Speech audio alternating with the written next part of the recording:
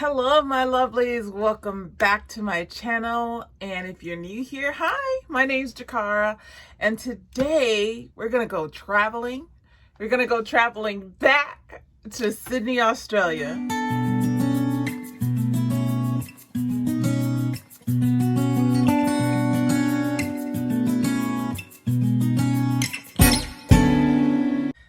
Hey, everybody. Welcome back to this series where we travel virtually and through my memories. And we travel back to some of my favorite places in the world. And one of those places most definitely is Sydney, Australia. Now, I had always wanted to go to Australia my whole life. Ever since I even knew where Australia was or what it was, I was like, I want to go there. But I didn't have the opportunity to go until a few years ago. And I didn't go with anyone. I just decided, hey, I want to go somewhere warm during the winter time. That's always my MO. I need to find a warm beach somewhere when it's like freezing cold here in Chicago and gray and just ugly, and I need to see sunshine. I need to feel warmth on my skin, and I wanted to find a place that was going to be very warm in the wintertime. And since Sydney, Australia is a city, I always feel comfortable going to other cities in the world because I'm a city girl. I just felt, okay, that's what we're going to do.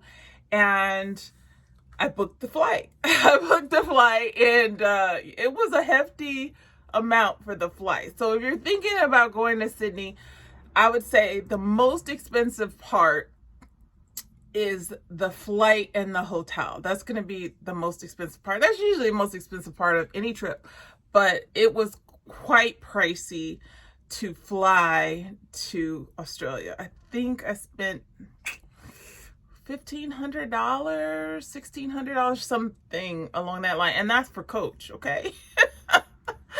So, yeah, save your coins if you want to go to Sydney, Australia. But it is so worth it. So worth it. So worth it. So the way I'm going to start this trip is we're going to start out with the actual trip, because I think that needs to be noted. The actual traveling to Australia, because it's in the southern hemisphere. We're in the northern hemisphere here in Chicago, and it is a long flight. It is a long trip. Now, it took me over 30 hours to get there. Yes, 30. You heard right. Hours to get to Sydney. I had to fly to China first, to Shanghai. And then I had like an hour or two layover there. And then from Shanghai, I flew to Sydney. Now, the 14-hour flight to Shanghai was something else. The longest flight I think I had ever been on before that may have been like 9 hours. And I think that was to, where were we going? Maybe to Germany or something like that. I can't remember exactly, but yeah, 14 hours, you guys, just for that one flight to Shanghai.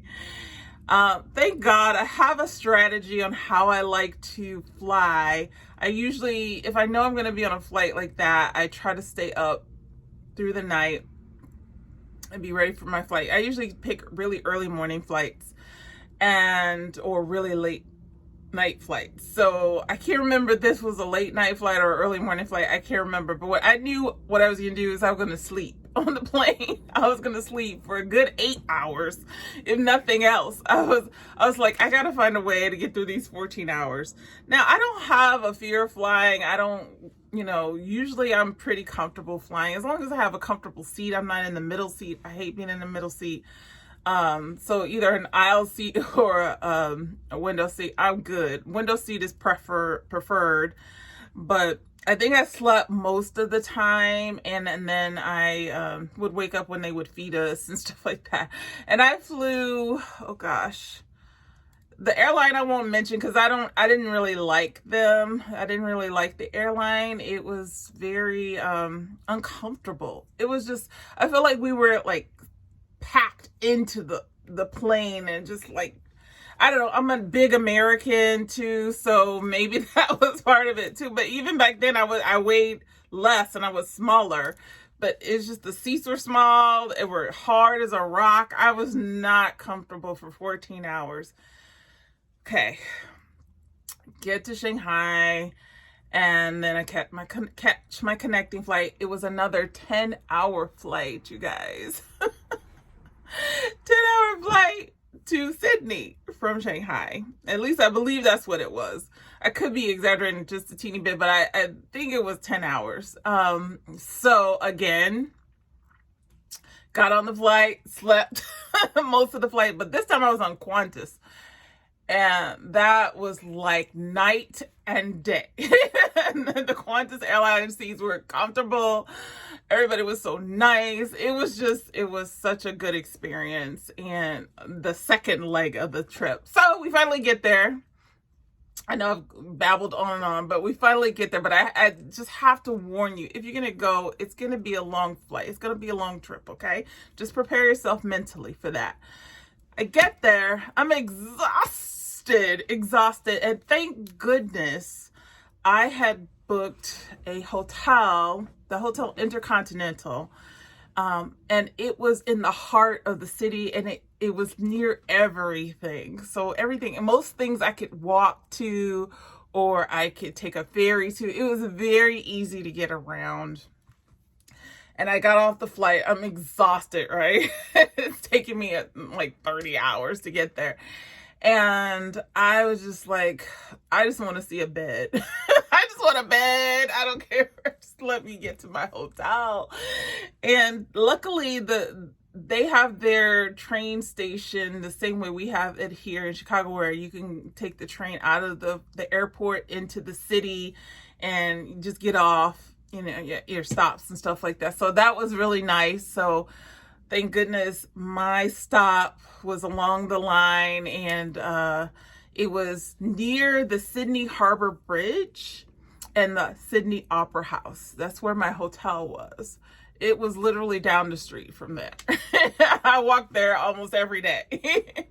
So I got to the hotel. Finally, it was a beautiful hotel, Hotel Intercontinental in Sydney, Australia. Awesome. I highly recommend. The food is great. They have a free buffet for their patrons, for their guests in the morning, and the buffet is awesome.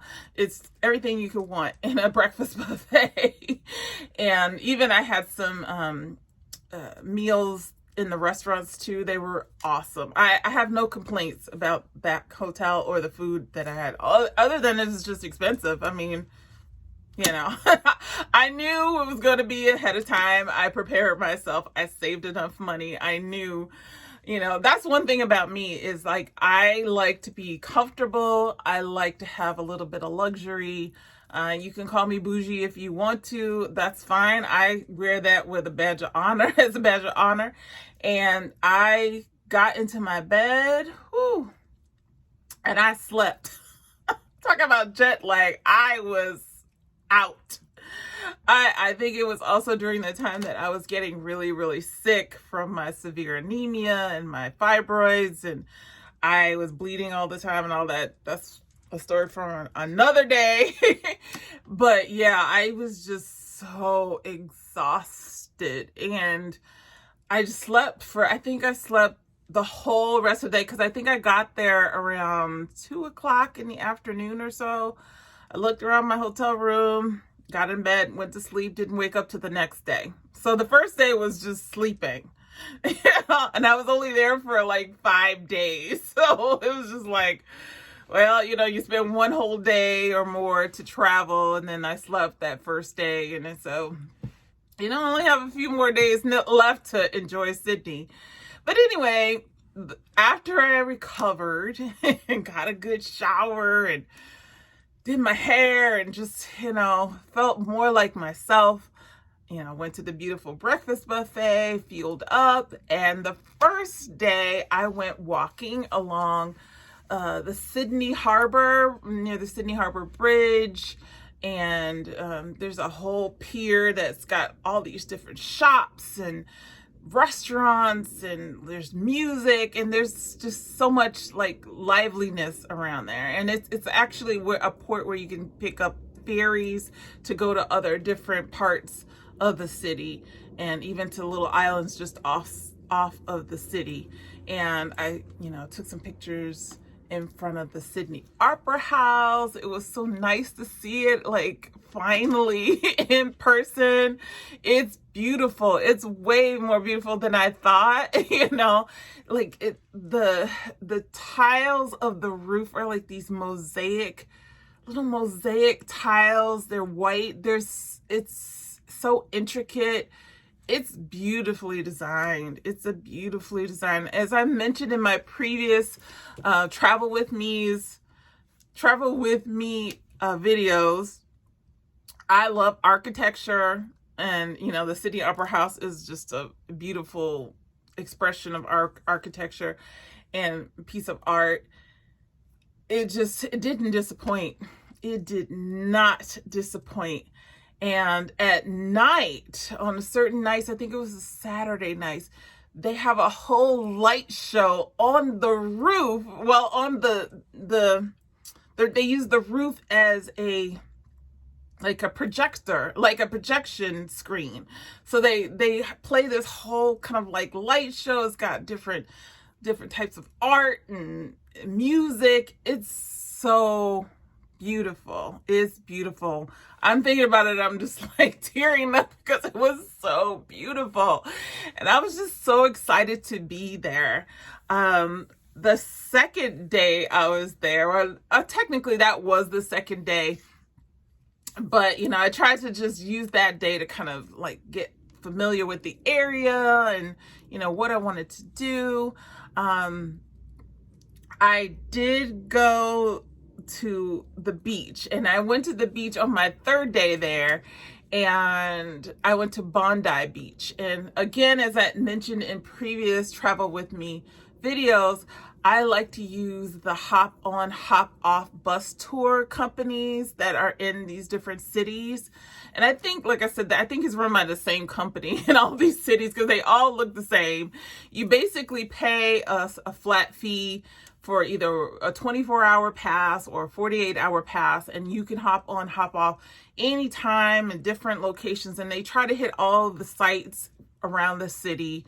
And so I used that to go to Bondi Beach because they had a stop at Bondi Beach. So the third day, it was like, maybe 96, 97 degrees or something like that. It was getting really hot. Let's say it that way.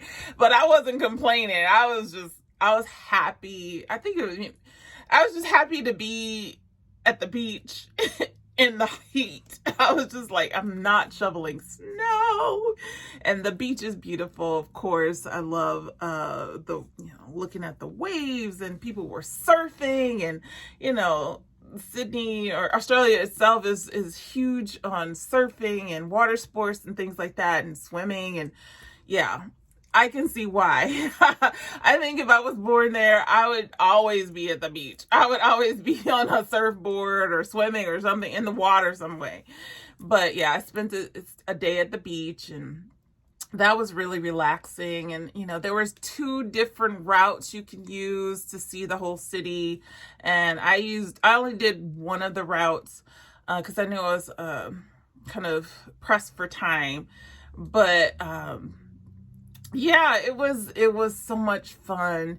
And I met a photographer on the beach, and she asked me, she was doing a whole story on people who travel to Bondi Beach and what they think of Bondi Beach. And I had already heard of Bondi Beach before I even got there, so I knew that was one of the places I wanted to go. And she interviewed me and, put me as part of a podcast and stuff like that. So that was nice. She's like, all the way from Chicago? I was like, yes. She's like, you're by yourself? I was like, yes. I travel alone. If I can't get anybody to go with me, I always just go by myself. So anyway, going to the fourth day that I was there. The fourth day I spent at the zoo, and I went to Darling Harbor. And I spent, time walking along the harbor. They have all kinds of restaurants and activities and things there. And then there's a wildlife zoo that's indoors.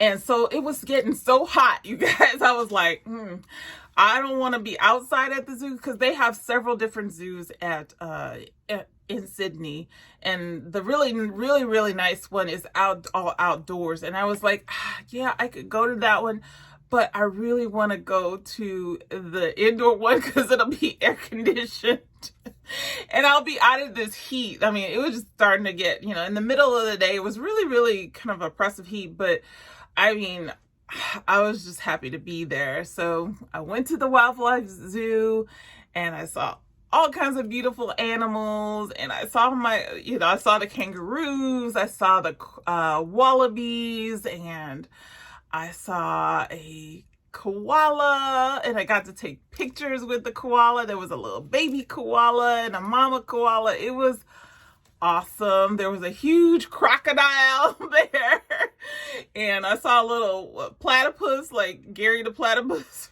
from the cartoon. I kept calling him Gary. Like, here's Gary.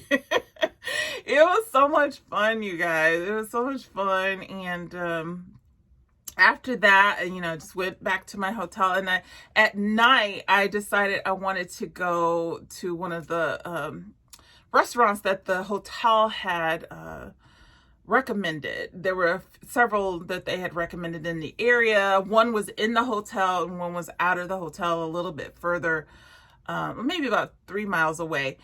And so I caught myself walking to this restaurant because I was like, it's not that far away. I got totally lost. I don't know where I thought I was going. I was like, I can figure it out. No, I got lost. So I ended up getting an Uber to this. It was the Asian fusion restaurant, and it was good. It really was good. It wasn't as good as I had hoped it would be, because I'm real picky with my food. So I don't know, but it was okay. It was just expensive for what it was. So I was like, okay. But then on another night, I went to the hotel restaurant, in the one on the first floor, and it served beef ribs. Now, I don't eat pork, so when I want ribs, I want beef ribs, and it's so hard to find places, that serve really good beef ribs. It's usually just pork. That's all they ever serve. So when I got there, and the meat was like falling off the bone, and it was so tender and so good. I haven't had ribs that good ever before or ever after. I was in heaven. I still dream about those ribs. I'm like, oh my God, I wish I could get some ribs like that. Maybe I can. I just have to look a little harder. But yeah, beautiful, wonderful food. It tastes so good. And, so that's basically kind of how I spent my nights, going to different restaurants in the area that I could, that I didn't have to take, go too far away to go to. And I enjoyed it. I really did. Now, I think the 5th day, so I was there, the whole trip took about 7 days. So the 5th day I was there, I did a Sydney Harbor Bridge climb, and that was one of the main things I wanted to do when I was there. Now, when I go on trips, I don't plan everything, but I pick like 3 or 4 like main things I definitely want to do, and that was one of them. And I had first seen that done on the Oprah Winfrey show when they climbed. She took her whole like studio and everything, and all these people, and they climbed the Sydney Harbor Bridge and climbed up to the top and took pictures and stuff like that. I highly recommend it, you guys. I really, really do. You go through a little training before you go up there, just to keep you safe, and all the rules and stuff like that. And even though I was getting sick and I was exhausted, like I had hardly any energy, but I made sure I had enough energy that day because I was going to climb that bridge. I really was. And it was just such a pleasant thing. It was just exciting to do. It felt like I was on an adventure. And we got to the top of the Sydney Harbor Bridge and they took pictures of us. They took pictures of me. And I was just like, I was in heaven. You could see the whole harbor. It was awesome. It was so awesome. So highly recommend you do that if you go there. And then the last day I was there, this is the day I was going to get on my flight back to Shanghai. I went because the hotel that I was in was right across the street from the Botanic Gardens, the Royal Botanic Gardens. I just walked across the street and went to the Royal Botanic Gardens and I spent a few hours there and it was just so beautiful. It was great. I can't gush enough about Sydney and especially the Botanic Gardens. So many beautiful flowers and plants, and they have a whole section of the gardens that are just like flesh-eating plants. Like they eat bugs and animals and things like that, like the Venus flytrap. You can see the Venus flytraps in there, and all these different types of, kind of carnivorous plants. I was like, wow, I had never seen a Venus flytrap before. So that was interesting, along with the other types of plants that they had in that little section. And then I also went to the Sydney Museum, the Australia Museum. I had wanted to go to the Aboriginal Museum, but I didn't have time. Next time I go, that's where I'm headed. And I spent a couple hours at the Australia Museum before it closed. And I walked there from the Botanic Gardens, which was it was a bit of a walk, but it was, definitely doable, especially me being anemic and everything and being so tired all the time. I was able to do it. So if I could do it, you could definitely do it. And I stopped by St. Mary's Cathedral and took a few pictures of that. It's a cathedral that is very much reminiscent of like Notre Dame in Paris.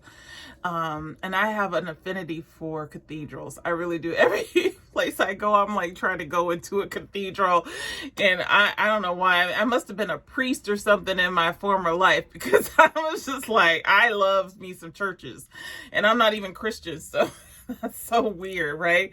But anyway, spend some time at the museum and learn, some sad history about, the Native people being, it's I'm not gonna go into it. It's if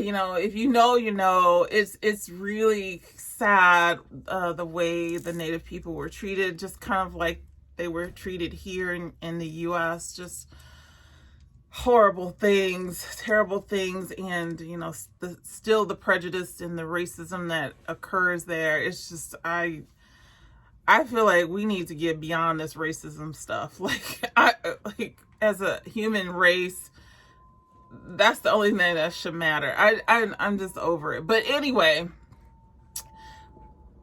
that was my last day, and so I just went back to my hotel room, got ready for my flight, got on the train again, and took the train into the airport. It was easy peasy, no problems, and I just feel like it was a trip of a lifetime.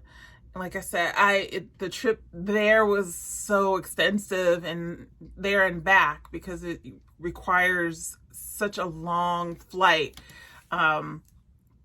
That I don't know if I would ever get back there anytime soon. So I tried to squeeze all I could in the time that I had, and still not overexert myself too much.